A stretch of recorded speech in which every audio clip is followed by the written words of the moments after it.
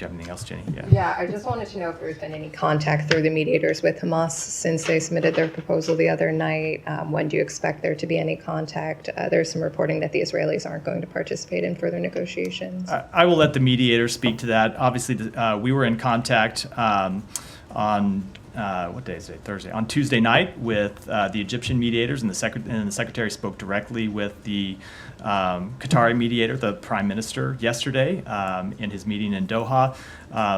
They, as I think you know, tend to be in fairly regular contact with the political wing of Hamas. But in terms of what the next step of negotiations will look like, I don't want to get into that from here, other than to say that we are committed to trying to push forward to get a ceasefire. We were disappointed with the response that came back from Hamas yesterday. As the secretary said, as you've heard some other people say, there were some suggested changes that were fairly minor and were fairly workable, and then there were some that we don't see as workable.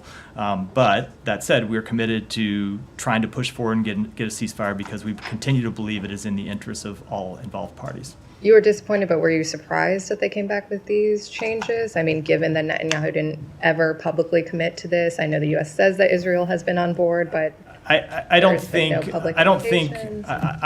personally doubt that comments or lack of comments from the Israeli government had anything to do with the substance of the Hamas response. I think the substance of I'm not going to characterize why they might have submitted the response that they did. So we were disappointed both that it took so long to get a response and that the response had a number of changes that could drag the negotiations out further. As you heard the secretary say yesterday, getting a ceasefire is urgent. There are people that are suffering every day. There are Palestinians who are dying every day as a result of this conflict. There are hostages that continue to be held. You see the conflict in the north of Israel continue to reach concerning levels, and we want to tackle all of those issues, and the best way to do that is through a ceasefire, and that's why we'll continue to pursue it, and we want it to happen without delay. Saeed. Thank you. Matt, welcome back.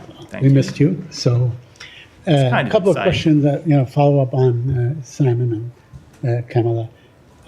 First of all, on the talks itself, you said that the Hamas's response was late in coming, but the resolution at the Security Council was on Monday. The response was on Tuesday, almost like 24 hours and so on. I don't think the clock started with the UN Security Council resolution. It started with the proposal being delivered to them, which was 12 days before their response. On the issue of the response, now, we're a bit confused because the National Security Advisor, Mr. Sullivan, said actually they were minor. Most of in fact, all the suggestions by Hamas or the amendments were quite workable, quite doable. Now we heard something different. That is not what he said, but go ahead.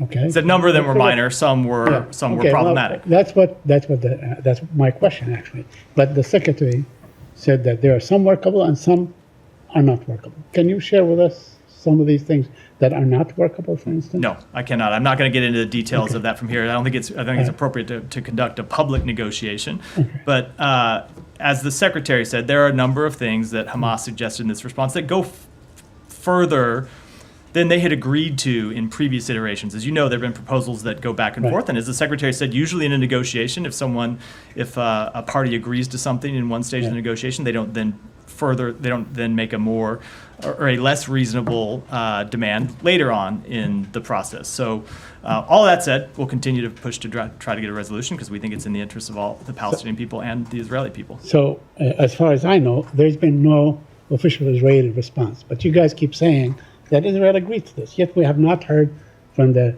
prime minister. We have not heard from any senior official saying, yeah, we accept or reject, for whatever. There's been no response. So there are reports, Israeli media reports, that say that the prime minister did not even share the document with many of his ministers, and that's, like Ben Gvir or Smotrich and so on.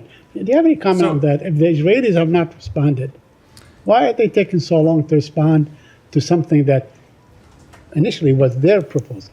Why are they taking a long time? The Israeli government does not need to respond to its own proposal. It's their proposal. But in terms of support for this, to be clear, in terms of support for that proposal, two things. Number one, it's not true that the Israeli government hasn't come out and said it was their proposal and they supported. They did do that. They did that in the days immediately after. There were advisors to the prime minister that came out and said that publicly. Number two, The secretary discussed this directly with the prime minister himself on Tuesday when we were in Israel, and the prime minister reaffirmed his support for the proposal. So it's In an simply official not true. statement, did he support it? In a direct conversation with, but in a direct conversation with the secretary relayed publicly. But Saeed, again, there are officials from the Israeli government who have come out and said that as well. Okay, but then clear it for us, because at least I'm confused on the issue of the first phase and the second phase and so on. It seems that the Israelis, in all their statements, they focus on the first phase, but not on the transitional second phase, and on, let's say, allowing all the stuff that is in the second phase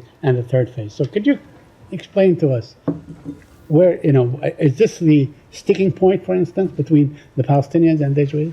So I'm not going to get into what the various sticking points are in the proposal. When it comes to statements made by the Israeli government, I'm just going to look at what the Israeli government has done. Right.